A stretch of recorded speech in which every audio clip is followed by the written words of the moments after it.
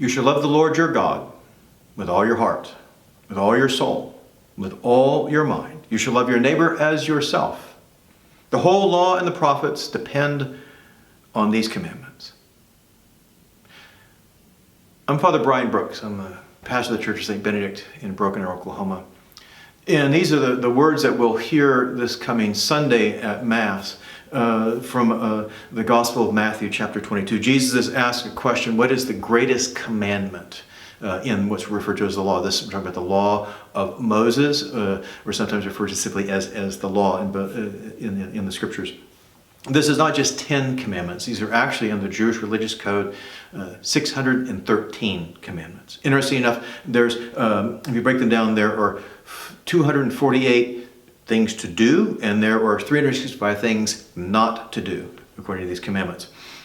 So Jesus basically gives a summary of what it all means. And he's quoting from the book of Deuteronomy, the prayer known as the Shema, about you shall love the Lord your God above all things. And this is a no-brainer for the Jewish people. This is the primary Jewish prayer. This is probably the first prayer Jesus was ever taught as a child, probably taught to him by Joseph and Mary. But Jesus also links it to the loving of God above all things, to the love of neighbor. It's not an either or, it's a both and.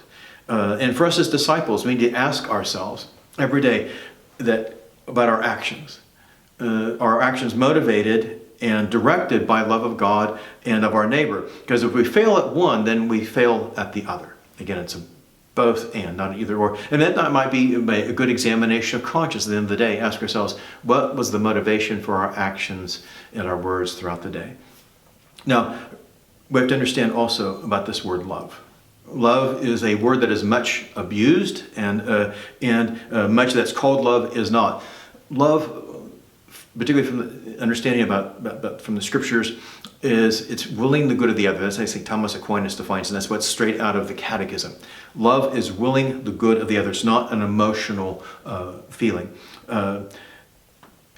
Our fundamental reason for following Jesus, our fundamental reason for being disciples, is not out of fear, not out of a sense of self-righteousness, not out of we're running to get a reward, get a payout at the end of all this, not out of ideology, not out of ego, but it's about love, willing the good of the other.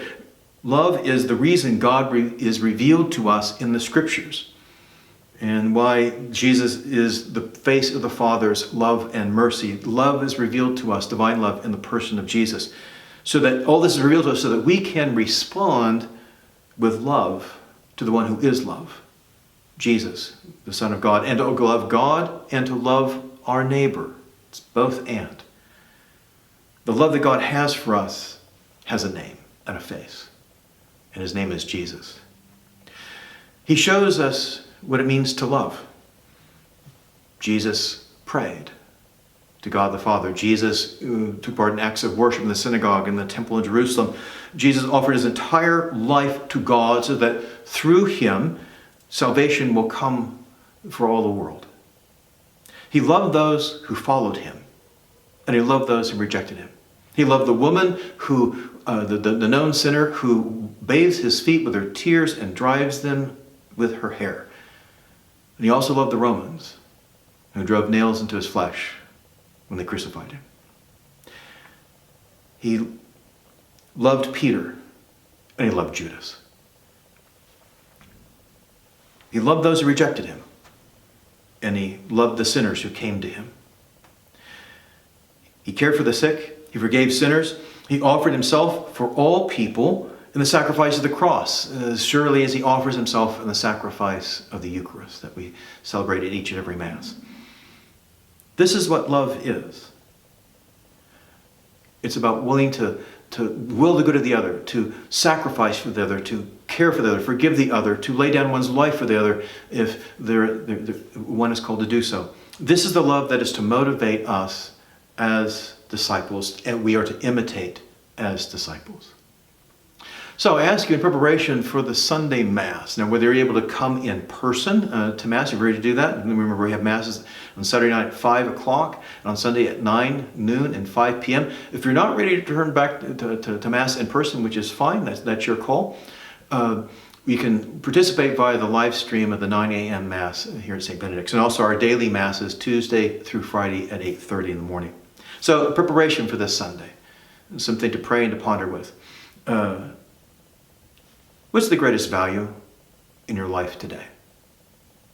Pray with that question in preparation for the Mass this Sunday. And also, who do you know personally who imitates this love that Jesus reveals to us? And not just I've heard about, but who do you know personally who is motivated by this love that Jesus calls to? So God bless you and keep you safe.